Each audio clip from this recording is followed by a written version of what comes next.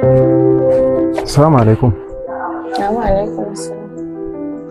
Ka ƙara so? Kai haƙuri, na maka kiran gaggawa ba tare da wani kwakwaran dalili a waya ba. Daman na kira ka ne in sanar da kai yau wata 3 kenan da rasuwar mahaifina. Kuma an raba gadon mu nawa kason da aka bani 20 miliyan. Kuma na yanke hukuncin ba wanda ya cancanta in ba mu wannan kuɗin nawa in ba kai.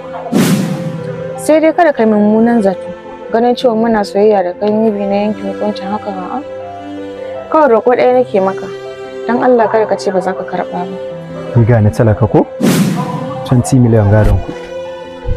So bari in ga miki kiji, man fara soyayya da ki ba saboda kuɗin. Ki rike abinki 20 miliyan ba abin da zan yi da su.